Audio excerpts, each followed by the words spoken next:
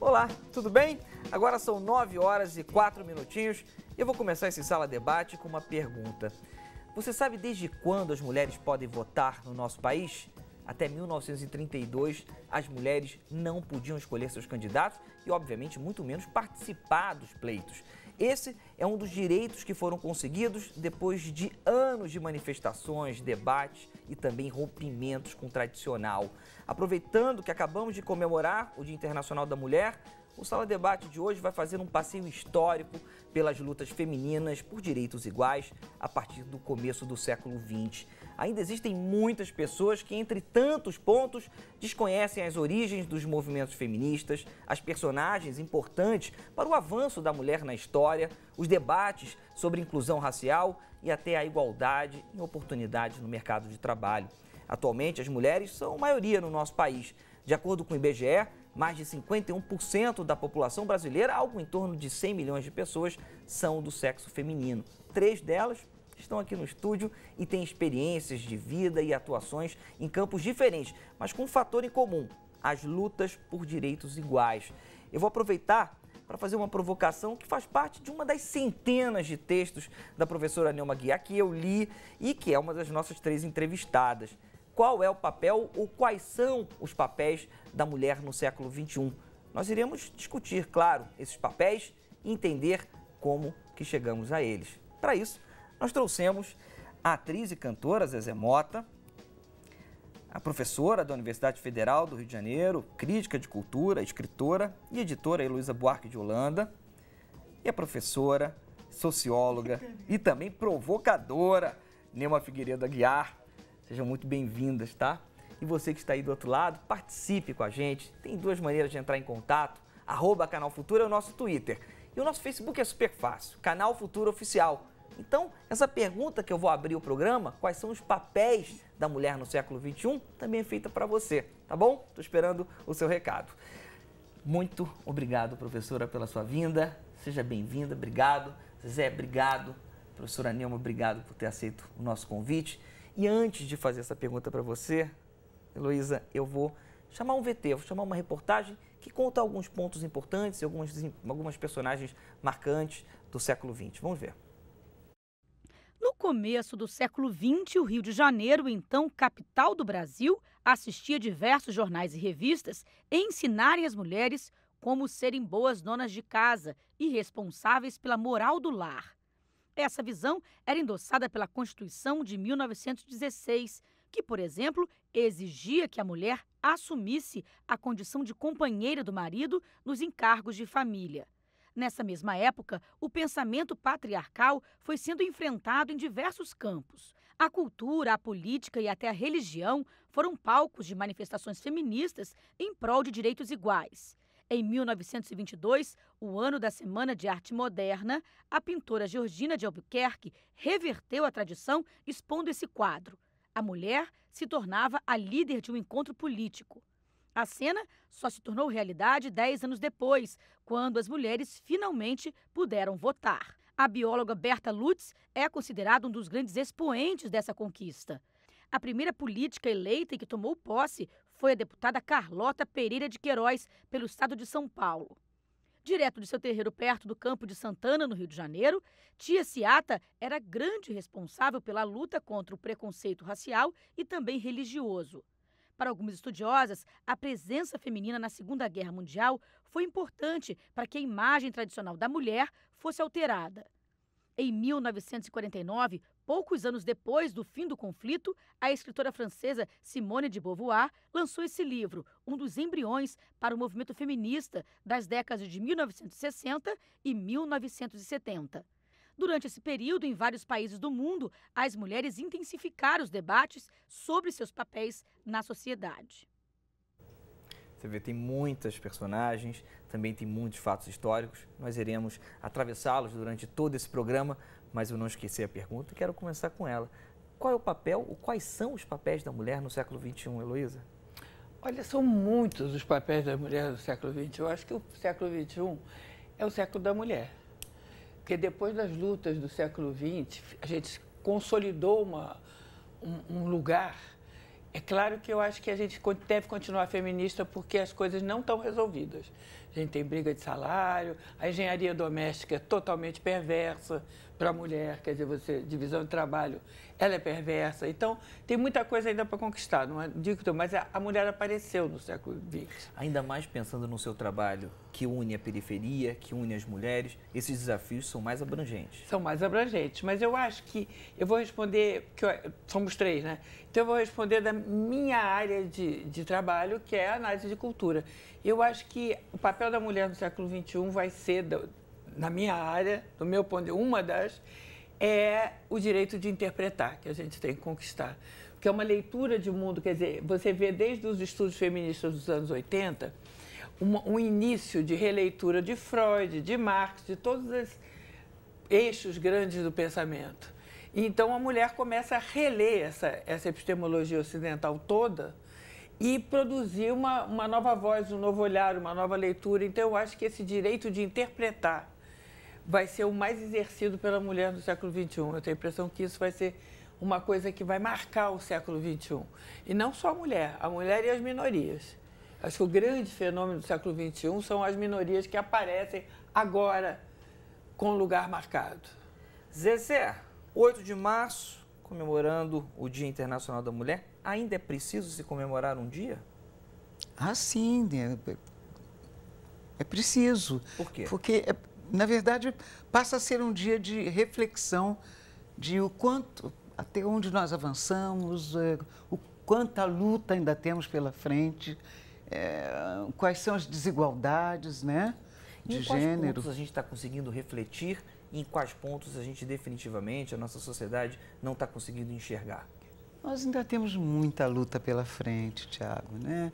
Ainda estamos lutando aí contra essa questão da violência com a mulher, a questão da diferença de salário, né? Você vê, a Dilma acabou de considerar crime hediondo a violência contra a mulher. O feminicídio, né? Agora, quero trazer também a professora Neuma. Professora, o século XX pode ser considerado o século da grande virada das mulheres na sociedade? Eu acho que é o século onde nós começamos a refletir de uma maneira mais sistemática sobre as dificuldades que nós tínhamos. Então, por causa disso, foi um século de revelação.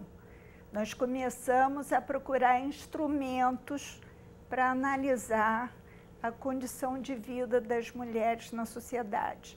Então, eu acho que foi um século de conquistas que agora elas têm mais condições de serem aprofundadas. Zezé, nesse VT, nessa reportagem, falei de diversas pessoas.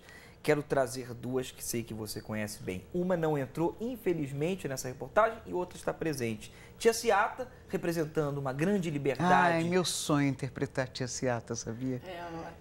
Que personagem Por qual rico, motivo? que mulher interessante.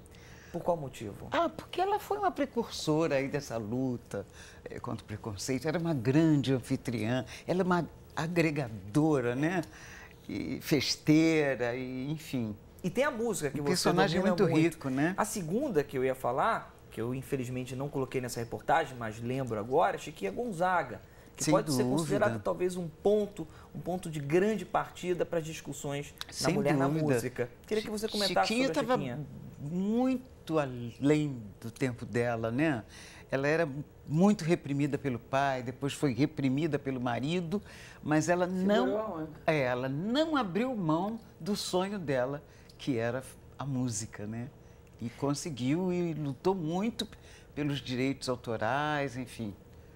E Luísa, a gente viu a Georgina, que é, infelizmente, uma pintora pouco conhecida, mas ela é parceira, não na mesma, no mesmo movimento, ela não é modernista como Tarsila, como a Anitta, ela faz parte mais da academia, inclusive de Belas Artes, mas como Anitta e Tarsila do Amaral, duas das principais pintoras, ou talvez dentro de um grupo de principais pintoras, foram importantes para o renascimento da mulher na arte no Brasil? Eu acho que é engraçado que quando você vê internacionalmente, só no Brasil você tem grandes mulheres modernistas. Isso é um fenômeno bem brasileiro, porque se você for pensar nos outros países, o protagonismo é muito masculino. E na pintura brasileira, a Tarsila é ponta de lança. A coisa da Tarsila é muito incrível porque ela viu esses arquétipos brasileiros. A mulher brasileira, o peito, toda essa simbologia, ela pôs assim em primeiro plano na cena, né? Ela botou na frente da pintura e com os pigmentos, quer dizer, ela teve uma liberdade de criação, ela fundou uma escola, porque na realidade a coisa da antropofagia foi ela que soprou para o Oswald de Andrade, não foi vice-versa.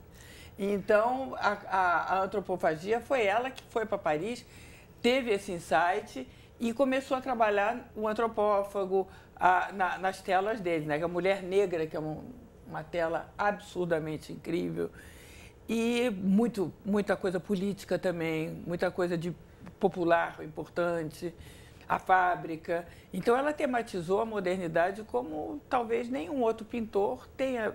Você bota um Portinari, ele não foi. Ele é maravilhoso, mas ele não foi tão múltiplo e tão agressivo quanto a Tarsila, né? Então, e a Anitta, eu gosto mais da Anitta que da Tarsila, para falar a verdade. Por quê? Porque a Anitta, ela tem uma delicadeza, ela tem uma competência e ela pensa a coisa do feminino mais do que a Tarsila. A Tarsila é mais expansiva, a Tarsila ocupa um espaço maior. Mas a Anitta, se você olhar bem o trabalho da Anitta, é um trabalho divino, de pincelada, de competência, de profissionalismo, que infelizmente foi Monteiro Lobato conseguiu arranjar uma polêmica, ela ficou sombreada e ela não tem o destaque que ela tinha que ter, eu acho, para ou melhor do que a Tarsila. Mas é um fenômeno de duas mulheres no modernismo, sendo a vanguarda do modernismo na pintura, coisa que você não vê nos outros países. Estados Unidos, França, você não tem. O modernismo ainda é claramente masculino. Na literatura, que é a minha área, você já não tem isso. Como é que acontece? Você tem mais homens no modernismo, apesar de ter, por exemplo, uma coisa interessante que é a Raquel de Queiroz, no Ceará.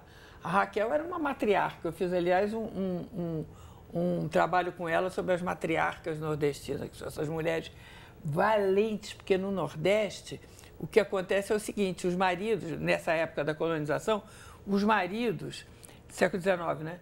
Os maridos saíam para comprar outra terra, se botava ali e ia sair para comprar outra terra. Então, tem aquele ditado, da porta para dentro quem manda é a mulher, da porta para fora quem manda é o homem, não é? Só que da porta para dentro tinha uma unidade econômica, tinha um clero, tinha uma igreja com padre, tinha não sei quantos escravos, tinha uma unidade de produção importante de cana ou de boi ou lá sei o quê. Então, na realidade, aquela mulher era um coronel, entendeu? O marido estava lá negociando outras terras, mas o poder estava na mão delas. Ela mandava os filhos para a Europa, ela mandava... A ideia de matriarcado no Nordeste é interessantíssima. E a gente vai falar isso daqui a pouquinho com a Benilda Brito. Mas antes, professora, eu quero saber o seguinte. Obviamente, a Heloísa falou sobre a Tarsila e a Fábrica. E a Fábrica, mas tudo que você falou também foi importante. Foi. A Fábrica. E então, os movimentos das mulheres para poderem entrar nas fábricas. Como é que foi no começo do século XX, finalzinho do século XIX? Então, nós tivemos, antigamente, Eu não paro de falar. na década 1960, né, nós tínhamos 20% das mulheres participando do mercado de trabalho. Então, ainda era extremamente baixo. E, hoje em dia, são 80%. Então, nós tivemos aí um ingresso paulatino das mulheres. Então, as reivindicações foram crescendo. No começo, elas entraram principalmente em atividades remuneradas que ainda estavam muito vinculadas à casa, emprego doméstico, trabalho em domicílio, mas aos poucos elas foram saindo e hoje em dia há uma competição muito grande pelos postos, embora você ainda tenha um desemprego feminino muito alto e que tem tido uma resistência em diminuir. Professora, deixa eu convidar quem está em casa agora a participar desse programa. Qual é ao grande papel da mulher no século XXI. A professora Heloísa já deu algumas dicas, eu quero saber a sua opinião. Essa é uma provocação, claro. Quais são os grandes papéis das mulheres no século XXI? Tem duas maneiras de entrar em contato com a gente, é super fácil. @Canal Futura é o nosso Twitter e o nosso Facebook, a nossa página, é Canal Futura Oficial. Agora nós vamos chamar a professora Benilda Brito, que é coordenadora do Programa de Direitos Humanos do Instituto da Mulher Negra. Professora, tudo bem? Boa noite, tudo bem? Boa noite, seja muito bem-vinda, professora.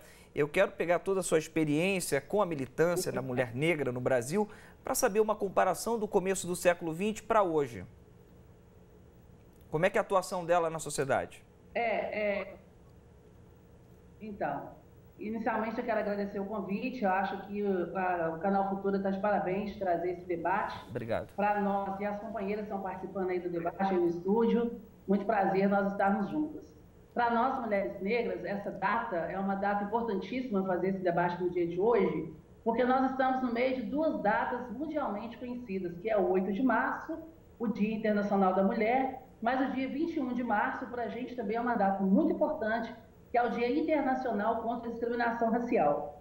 E trazer o olhar da mulher negra para esse debate é muito provocativo, porque quando a gente está falando do avanço das mulheres, se nós formos recortar a raça, a gente tem que pensar de que mulher que nós estamos falando, né? Nós, mulheres negras, ainda desde o período colonial, sofremos de uma invisibilidade em termos de cidadania, de direitos, de sermos femininas, do nosso papel social, em que a gente tem percebido cada dia mais que esse papel tem sido de uma solidão imensa, em que nós somos protagonistas para denunciar ainda o sexismo e o racismo que recai sobre a gente. Então é importante pensar, assim, o Brasil avançou muito nos últimos anos.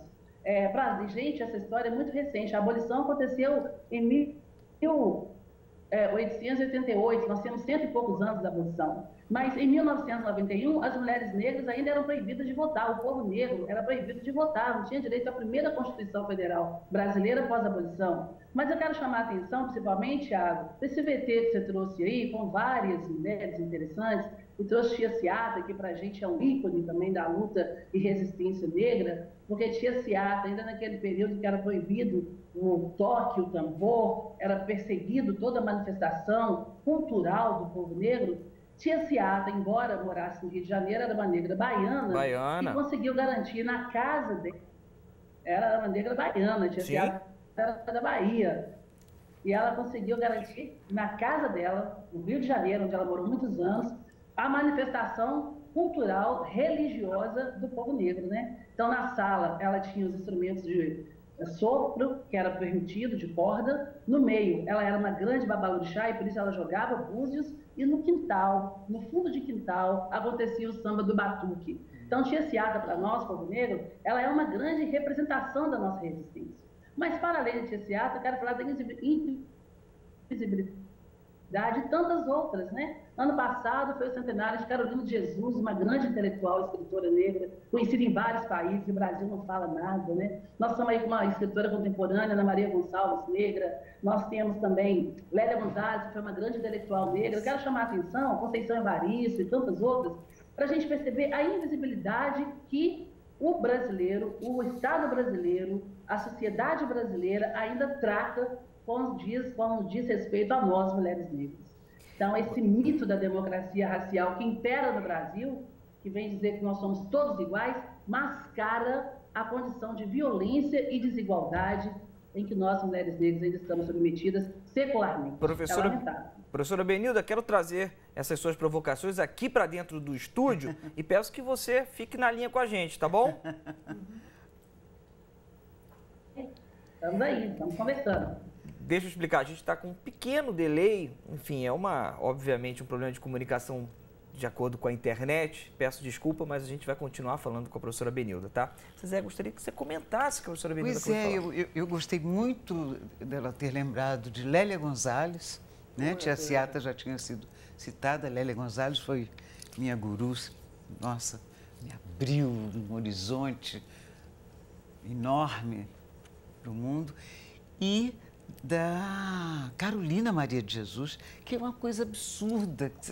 Aquela mulher era uma visionária, maravilhosa, que escreveu um livro que foi traduzido em 17 idiomas. Ela é tese fora do Brasil, ela é tese em universidade. Fez 100 anos esse ano. Esse é o centenário dela. E no Brasil não se sabe quem é Carolina Maria de Jesus. Eu tive o privilégio de fazer um curta-metragem sobre a vida dela. Fiz um curta-metragem, vou tentar te conseguir. É lindo, lindo, lindo. Direção do Jefferson D, foi premiadíssimo. E essa mulher tinha que ser estudada nas universidades, ela era uma visionária maravilhosa. Né? Ai, que bênção.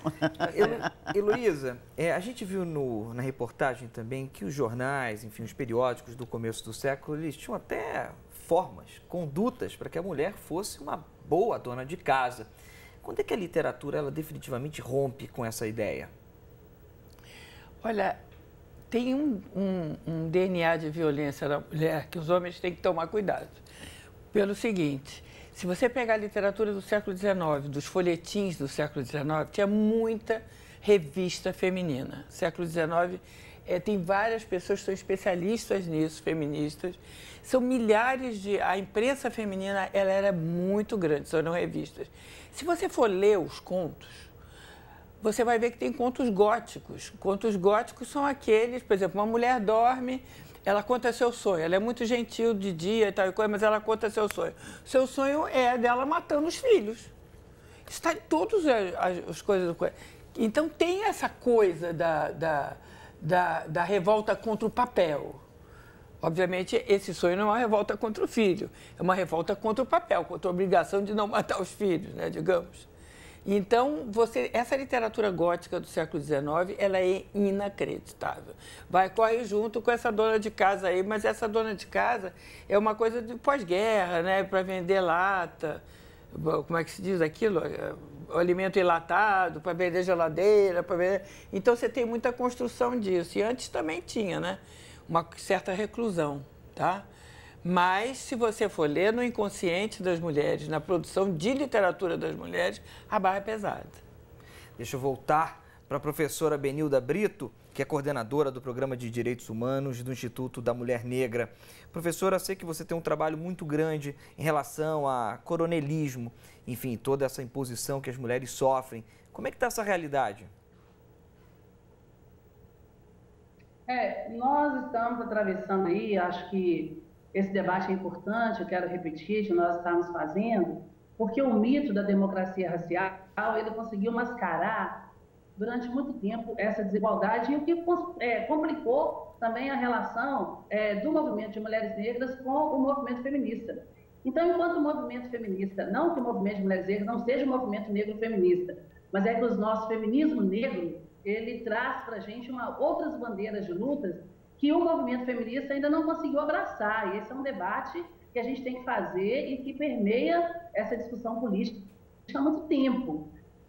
Então, as nossas reivindicações ainda são de extrema solidão. Eu quero trazer um exemplo, antes de entrar no colonialismo, só para pensar, hoje nas redes sociais está sendo muito discutido um vídeo de um ex-ator aí da Rede Globo que saiu denunciando o estupro com uma mãe de santo. É um vídeo que está sendo visto mundialmente, várias pessoas curtiram, e a gente não vê uma manifestação do movimento feminista contrária a isso. Isso virou um problema das mulheres negras, porque se a mãe de santo era negra, logo é um problema, uma pauta para as mulheres negras. O genocídio contra a juventude negra é uma pauta das mulheres negras. Nós conseguimos, sim, reduzir a mortalidade materna, ter acesso à saúde sexual, direitos reprodutivos para as mulheres. Mas quando nós fazemos o recorte de raça, nós, mulheres negras, ainda morremos muito vítimas dessa situação, da falta de acesso à anestesia, ainda na mortalidade materna, nós alcançamos altos índices, acesso ao mercado de trabalho, acesso à educação. Então, eu quero chamar a atenção que a gente não pode pensar em políticas públicas num país tão diverso,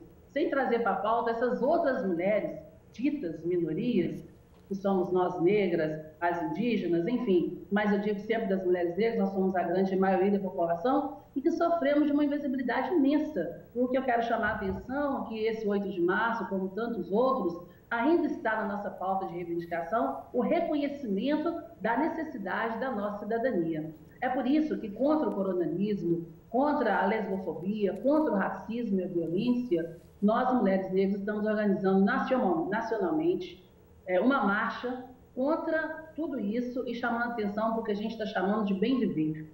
É a reivindicação para que nós possamos viver, garantindo as nossas diferenças, mas lutando pela nossa igualdade. Então, assim, nós queremos garantir a nossa religiosidade, o nosso culto africano, nossas características, a nossa identidade, a nossa ancestralidade, mas garantir a nossa igualdade, acesso a políticas públicas que tragam mesmo o fim de toda essa desigualdade. E conclamamos todas as mulheres para estarmos conosco. A luta contra o racismo não é uma luta de mulheres negras, é uma luta de todo mundo que acredita que é possível criar uma sociedade igualitária, fraterna, feliz. Então, estejam conosco, as mulheres aí que estão nos ouvindo, né, as mais variadas mulheres, nós queremos estar juntos para garantir o país mais legal. Convite feito e tomara que chegue a um grande número de mulheres. Obrigado pela sua participação. Muito obrigada pela oportunidade. Claro, obrigado. Professora, claro, você pediu a palavra é sua. Na semana passada, nós tivemos o lançamento de um livro de memórias sobre Lélia Gonzalez. E foi um belíssimo evento, concorridíssimo. O movimento de mulheres negras estava lá presente e o movimento feminista compareceu dando apoio àquela líder feminista negra extremamente importante. Quero dizer também que em 1978, quando nós organizamos um seminário sobre a mulher na força de trabalho na América Latina, Lélia Gonzalez estava presente para analisar a situação de vida das mulheres negras e a sua importância no mercado de trabalho brasileiro. Então, eu acho que foi extremamente importante trazer Ok, essa professora, líder aqui aproveitando nosso que nós debate. falamos tanto da Carolina de Jesus Olha, e da Lélia Carolina. Gonzalez, quero mostrá-las para vocês. Agora a gente está vendo as fotos. Olha, Olha a Lélia Gonzalez, saudade. agora resolve.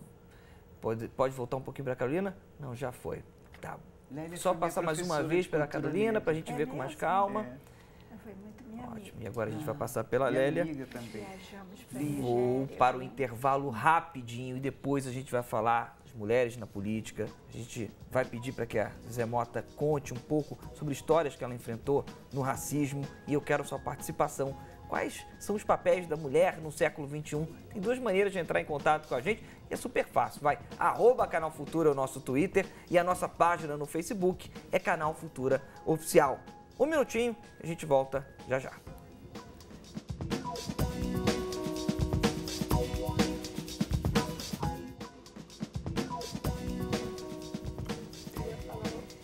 Estamos de volta com o Sala Debate, ao vivo para todo o Brasil, são 9h34, hoje discutindo, enfim, os papéis das mulheres no século XXI, quais foram as lutas no século XX que foram importantes para as mulheres que estão vivendo em 2015. Para esse debate, nós trouxemos a atriz e cantora Zezé Mota, a professora da Universidade Federal do Rio de Janeiro, crítica de cultura, escritora e editora Heloísa Buarque de Holanda, e a professora, também socióloga, Neuma Figueiredo Aguiar. Você que está aí do outro lado, é claro que é mais do que convidado, mais do que convidada a participar. Tem duas maneiras de entrar em contato com a gente. @Canal Futura é o nosso Twitter e a nossa página no Facebook é super fácil, Canal Futura Oficial. Há alguns anos saiu esse álbum de retratos da Zezé Mota.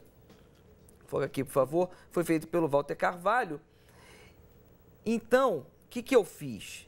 Resolvi mostrar um pouquinho das fotos que estão aqui dentro, que permeavam e permeiam toda a carreira da Zezé Mota. Vamos ver? É possível? Zezé, se puder comentar. Isso aí não... Olha só que registro. A chupeta. O que é isso daí? Teatro, Rainha Morta. Rainha Morta. É. Maravilha, acho que pode ir.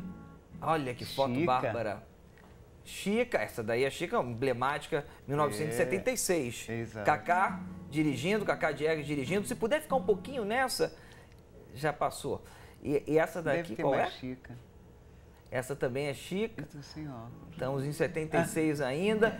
E nesse período em especial, nesse filme em especial, tem uma história ligada a racismo.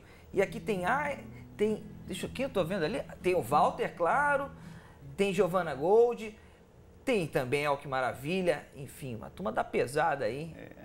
Walter Carvalho que fez esse livro daqui. Mas eu quero falar, Zezé, aproveitar sobre Chica.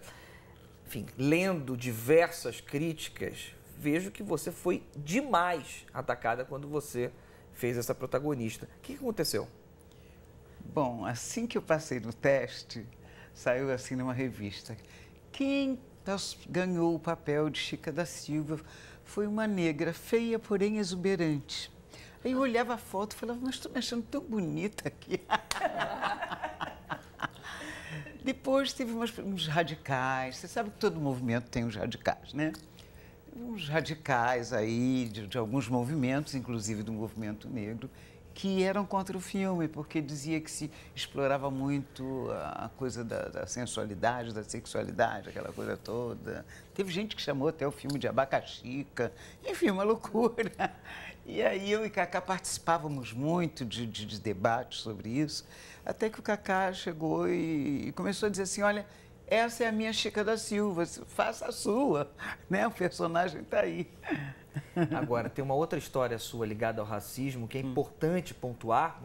Muitas pessoas, infelizmente, não acreditam que isso existe, mas um diretor, amigo seu, e essa história ela é pouco conhecida, te recusou um papel por causa de você ser negra. Não tem essa história? Como é que é?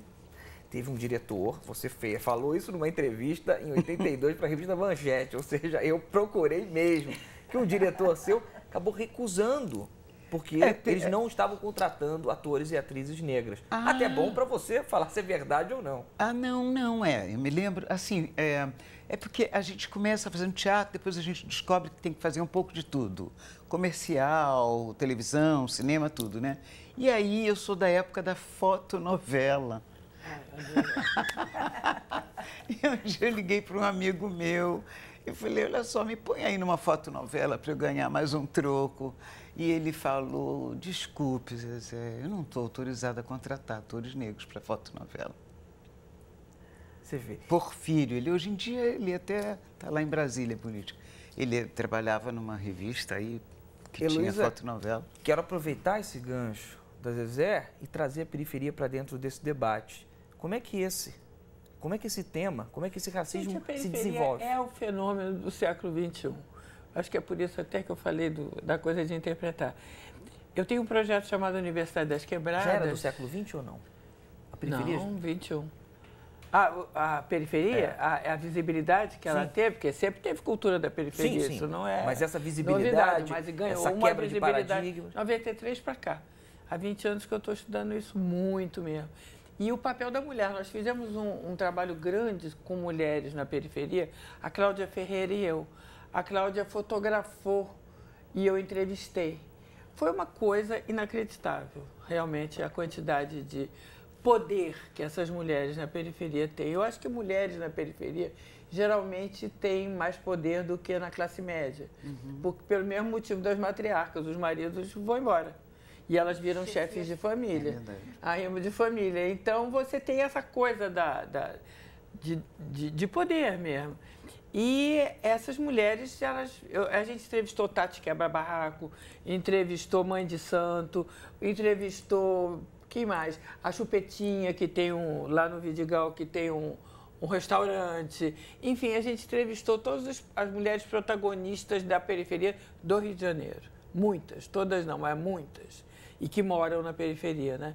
E você vê se descortinar uma coisa inacreditável, que é uma geração que é muito diferente de suas mães e uma geração que está a fim de botar para quebrar, está a fim de entrar no mercado, está a fim de entrar na política, está a fim de realmente aparecer e ela vem com força. Eu acho que vem com mais força do que na classe média. Porque essa é a minha experiência com a Universidade das Quebradas, lá na universidade, com a coisa da periferia. Você vê um desejo, uma garra que eu não vejo nos alunos de classe média. É uma coisa que de panela de pressão. É uma demanda reprimida tão grande que agora vai explodir. As mulheres, elas estão liderando a periferia. É uma coisa muito impressionante. Agora, Tiago, você tem razão. Teve um diretor também que me recusou para fazer um filme, agora me lembrei. Era para fazer par com Zósimo Bubu, aquele homem belíssimo, né? E realmente o diretor achou que eu era muito feia para fazer par com o Zósimo Bubu. Agora, uma branca? Não me lembro. Isso já aconteceu com o Zósimo, numa novela também, que tinha que disputar, ele era disputado pela Leila Diniz e a Isita Nascimento, que é uma mulher deslumbrante, né? E o próprio público votou na Leila Diniz, sabe, para fazer par com o Zósimo. Mas sabe por que essa questão toda de achar o negro feio? Porque a gente ainda... A beleza no Brasil ainda é importada da Europa, né? As pessoas acham que ser bonito é ter os traços de europeu, ser louro, de olhos azuis, foram, né? Penetrados muito pela Belle Époque, todo mundo queria seguir aquela ideia de Paris. Mas agora eu quero tratar um outro assunto que é muito importante e que passa pelo seu trabalho especial, que é o mercado de trabalho. A repórter Gabriela da Cunha, ela foi ao centro da cidade do Rio de Janeiro ouvir as mulheres sobre o papel da mulher no século XXI, a nossa grande provocação, mas também saber se os direitos andam iguais no mercado de trabalho. Vamos ver.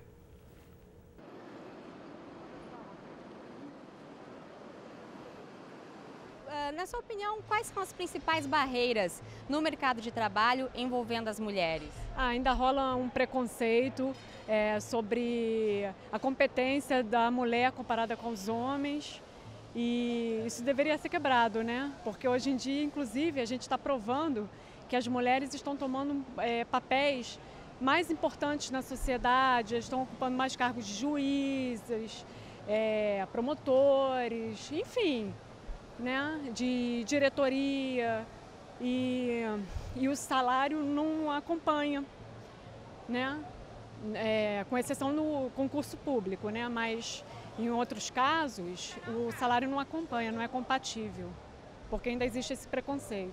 Falando de mercado de trabalho, o papel da mulher na sociedade, queria saber de você, como é que você acha que está o papel da mulher hoje no nosso país? Eu acho que hoje o papel da mulher está cada vez mais se expandindo, né? Eu sou professora, então tem várias famílias hoje que são sustentadas, né, por mulheres.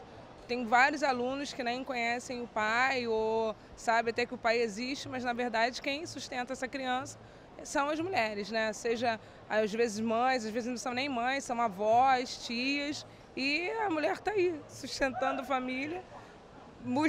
Não é fácil, né? O mercado de trabalho, infelizmente, ainda não é igualitário, né? A mulher ainda está correndo atrás do prejuízo, mas estamos aí na luta. E como é que você avalia o papel da mulher na sociedade hoje? A mulher tem evoluído muito. Ela tem tido objetivo e foco. Que antigamente a gente pensava pequenininho, agora a gente já tem pensado aonde a gente quer chegar. Obrigado a todas que participaram, obrigado mesmo. Professora Neuma, gostaria que você comentasse, mas antes quero dar um dado. O ranking do Fórum Econômico Mundial diz o seguinte, que atualmente o Brasil ocupa a posição de número 117, isso de 136 países. Lá embaixo. 136 países, nós ocupamos 117 no quesito de igualdade salarial entre homens e mulheres. Certamente. Então, nós temos visto o ingresso cada vez maior das mulheres no mercado de trabalho, mas nós também estamos vendo que a competição tem sido muito grande, que a mulher tem avançado em certos lugares que antes elas não conseguiam entrar, mas quando elas entram ainda existe essa grande diferença salarial, os salários femininos serem aproximadamente 70% dos salários masculinos. Então, isso aí dá entrever também que a luta precisa continuar, que não foi suficiente até agora. Deve haver também reivindicações em termos de igualdade, em termos do número de horas trabalhadas, além da questão da igualdade salarial. E uma luta paralela, que é a luta pelas creches, pela educação em tempo integral, que as crianças precisam ficar mais tempo na escola também para que as suas mães possam trabalhar. É sempre importante lembrar que a partir da década de 30, de 1940, década de 30, 40, que as mulheres podem ir trabalhar sem autorização do marido. Isso é sempre importante lembrar. Então eu quero trazer também para essa conversa a escritora, socióloga e militante feminista, a Moema Libera Wieser. Ela também é fundadora da Rede Mulher de Educação. Tudo bem, professora? Tudo bem, boa noite. Muito prazer e obrigada por ter sido convidada a essa sala maravilhosa. Boa noite, Neuba, Zezé, Heloísa, Tiago. Professora, obrigado. Eu que devo agradecer a sua participação e vou pedir um favor enorme, que você diminua a televisão, que está dando um eco, e aí você escuta a gente pela internet. Pode ser? Um momentinho só. Isso, não tem problema. Enquanto você apaga a TV, eu falo um pouquinho com a Nilma. Como a gente falou da política, passamos muito rapidamente pela Berta, falamos primeira deputada, da Carlota, mas em 1932 foi o pontapé inicial. Mas a mulher só foi conseguir ter uma expressão na política tempos depois, né? Eu acho que a nossa participação política ainda está muito pequena. Então, nós, principalmente quando nós temos uma presidenta, mas isso não quer dizer que nós temos uma intensa participação política das mulheres. Acho até que grandes dificuldades estão ocorrendo porque a nossa participação na Câmara dos Deputados e no Senado é muito baixa. No Senado então, nós temos 11 senadoras e somente uma governadora, que é a Sueli, que é de Roraima.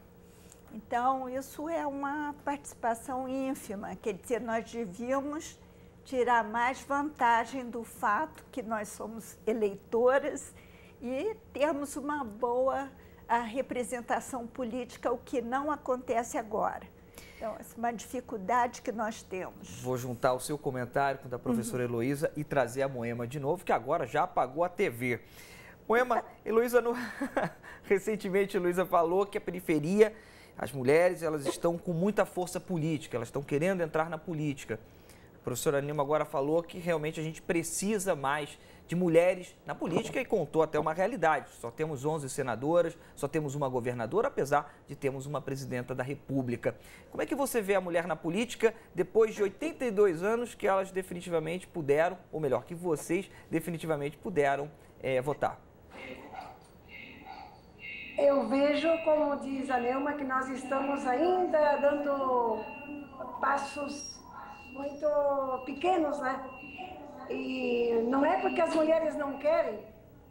Eu penso que a gente tem que pensar muito na estrutura que nós temos, inclusive a estrutura partidária, que faz com que seja tão difícil que a gente chegue a pensar a equidade nessa questão do poder, e principalmente do poder político, né? A gente conseguiu muita coisa, como foi comentado anteriormente, em casa.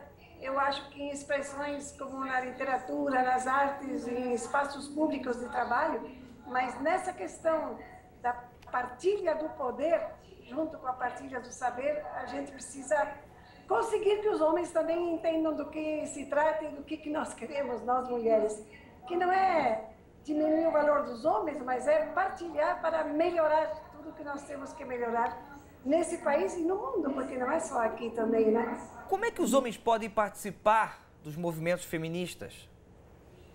Mais fortemente, com mais intenção? De muitas maneiras. Eu vejo assim como um grande avanço primeiro essas redes de homens que se criaram contra a violência em relação à mulher, principalmente o que aconteceu no Canadá, que quando foram assassinadas 13 mulheres lá em Montreal, os homens se reuniram, formaram uma grande rede de homens pelo fim da violência. Isso já é uma rede mundial, que se transformou também numa rede de homens pela equidade de gênero. Mas é pequena ainda comparando com o que nós precisamos. Quando nós chegamos no nível do poder local, é impressionante o que a gente enfrenta, inclusive, por exemplo, nas câmaras municipais, e o que nós estamos enfrentando também nos outros âmbitos do poder. Mas é uma luta que não pode parar, não pode parar. Professora, posso pedir um favor? Fique com a gente aí pela internet, daqui a pouquinho eu lhe chamo, ok? Sim. Perfeito. Zezé, temos muitos comentários da Moema, mas um que chama a atenção, que a gente tem que continuar com esse movimento e sempre lutar por participações políticas. Mas como é que isso acontece de fato? Como é que as mulheres podem ser mais ativas politicamente? Como é que as mulheres podem ser mais ativas politicamente? Olha, você que é uma expoente, né? Nós estamos lutando todos os dias. E como cativar novas lideranças? Nunca paramos. Oi? Como cativar novas lideranças? Como cativar novas lideranças? Eu acho que fazendo o que nós estamos fazendo aqui, chamando atenção, sacudindo o povo, olha só, presta atenção. E isso tem dado resultado? Tem, na minha área, que é a área da cultura, tem. Eu, por exemplo, em 1970, eu fiz uma antologia de poesia marginal. E tinha 3 mulheres. Eu fiquei procurando mulheres e não tinha. Mulheres boas que tinham publicado, que eram poetas. Era Ana Cristina César, era Leila Mícolis e era como é que é? Esqueci o nome da terceira. A gente está falando da década de 70, né? 70. Então, e o resto era homem, eu não achava. Agora eu fiz uma outra nos anos 90, 20 anos depois, e a maioria eram mulheres. E eu não escolhi porque eram mulheres, eu escolhi a poesia. Então, hoje você vê, por exemplo, na poesia brasileira e na ficção brasileira, mais de 50% de mulheres no mercado, no mercado literário. E algumas com muita venda, elas estão, inclusive, tem as duas coisas. Tem as de vanguarda, que estão inovando, que estão criando, e tem também as de mercado, que descobrem, ironicamente, o próprio mercado doméstico, né, da literatura. A Thalita Rebouças, ela pega o universo doméstico, a expertise da mulher como doméstica, de gerência doméstica, e trabalha com os adolescentes, com a coisa que seria uma vocação da mulher. Não é uma vocação, eu acho. É uma expertise cultural que você ganha, porque desde que você nasce, você tem que gerenciar o conflito dentro de casa. Então, com o pai, cuidar do seu pai, não sei o que lá. Então, essa coisa da gerência é uma coisa que ficou muito exercitada nas mulheres. Eu acho que é por isso também que você vê que os bancos estão preferindo mulheres. É impressionante. Sim, todas as minhas gerentes, eu tenho conta em 3 bancos. Todas as minhas gerentes também. são mulheres. As mulheres estão se revelando na polícia por causa da gerência de conflito. Então, você vê nas UPPs, as grandes estrelas são mulheres, por causa dessa coisa natural, não é biológico. Mas é porque você em casa, cuidado com seu pai, não aborrece seu tio, não sei o que lá, você tem você não para de fazer isso desde que nasce, gerenciar. Então, eu acho que na polícia é que eu acho fantástico. Mas a jornada de trabalho nem sempre respeita a mulher com filho, a mulher que tem que... Não, meu amor, é a pior coisa do mundo, essa engenharia, a coisa não foi tocada. A gente trabalha esse tempo todo e tem responsabilidade total. Aí o homem vai e lava um prato e acha que está dividindo a responsabilidade. Mas se o filho tiver febre, ele vai buscar a mulher onde ela estiver. Toma conta, engraçadinho, leva a coisa, mas se tiver febre... Ele não segura você ainda não tem uma responsabilidade, uma divisão de responsabilidade, não tem. Mas será que a imagem do homem... Moema, deixa eu lhe trazer de volta para esse... Não, lavar prato não é um bastante. Para esse debate. Será que a figura... A figura do homem não mudou com o passar do tempo também? Não, tadinha, eles estão fazendo... Até estão se tocando agora. Que há mudança, sim. Deixa eu só ouvir a professora Moema. A senhora ouviu a nossa discussão aqui sobre a presença do homem, sobre o homem moderno. Na casa. Nós não evoluímos na casa? Não. Alguns. Muito mais. Mas eu diria assim, quando estávamos falando da política, né, esse é um grande problema, porque a partilha do poder, ela traz uma necessidade de mudança na partilha do saber na partilha, do saber na partilha, do bem-querer. E isso que vocês estavam conversando agora a respeito da questão também da unidade doméstica, né? É uma questão que em algum momento vai ter que ser entendida, né? Que as esferas da produção e da reprodução da vida, elas vão ter que chegar a um equilíbrio que ainda não existe, né? Então é uma coisa que tem que caminhar junto, né? Porque como foi também comentado, né? É comum que as mulheres que entram na política tenham que continuar e dar um jeitinho, como se diz, né? E continuar fazendo o que faziam antes e chegando no espaço de poder com dificuldade de trazer todas essas virtudes mais femininas, né? E eu acho que isso é uma coisa grande de ser conquistada para a gente não ter que se masculinizar para entrar nesses espaços de poder, mas podermos trazer, né, essa igualdade de potencialidades, respeitando e cultivando as nossas diferenças, né? Professora, obrigado pela sua participação. Uma boa noite. Boa noite. Muito obrigada. E eu gostaria de indicar um livro que é ótimo, da professora Moema, sobre uma militante feminista boliviana chamada Domitila Barrios de Chungarra. Então fica aqui a minha dica sobre o livro da professora. Bem, a gente está chegando na reta final do programa. Eu falei que ia voar.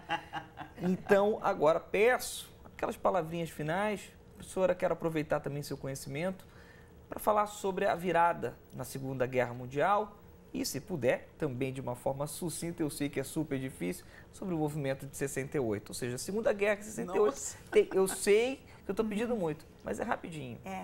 Eu posso dizer que o movimento popular de mulheres tem aumentado bastante.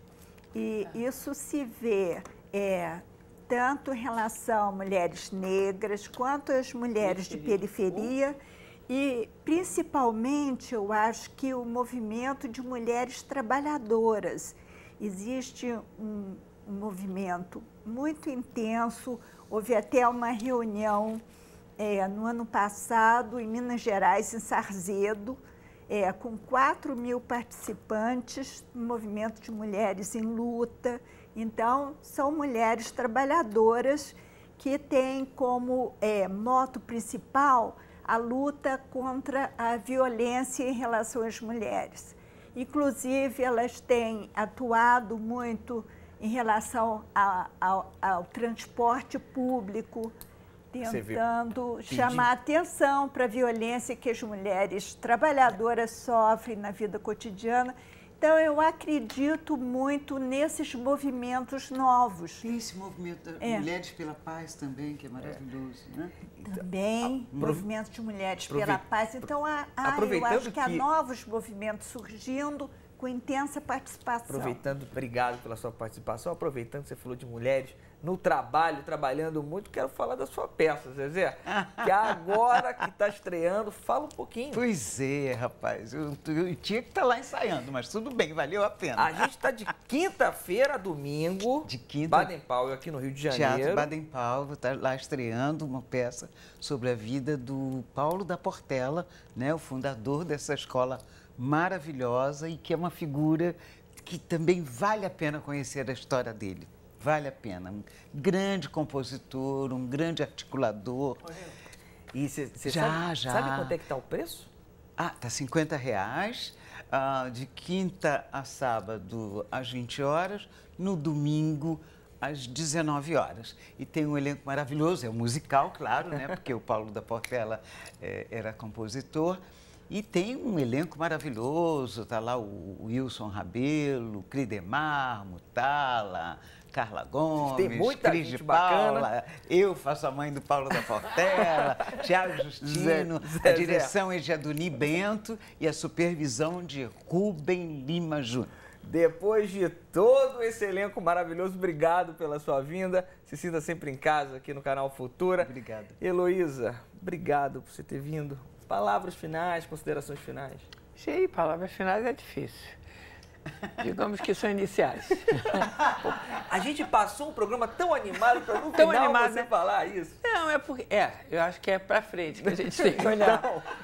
E eu vejo que na cultura, realmente as mulheres estão com uma voz muito mais firme, mais vibrante, mais forte. E eu acho que o movimento agora é uma briga com o movimento feminista. Eu acho que o movimento feminista deve prestar mais atenção no poder da palavra e no poder da cultura. Porque a cultura, ela realmente conforma a opinião. Ela consegue interferir de uma forma muito grande, muito direta e muito incisiva. Então, eu defendo que a cultura é uma política importante, igual à luta por salário, igual à luta por todas as lutas feministas. Eu acho que a gente tem que batalhar pela voz da mulher na cultura. Ok, obrigado pela sua participação. Por um segundo? Não dá. Rapidinho, se for muito rápido. Não, é só para dizer o seguinte, eu respondi muito mal você naquela hora. Eu acho que essa questão de virada, de mudança, tem que ser de base mesmo, que é o que a gente tenta fazer. Todas essas questões têm que entrar no currículo escolar. Isso. Ótimo.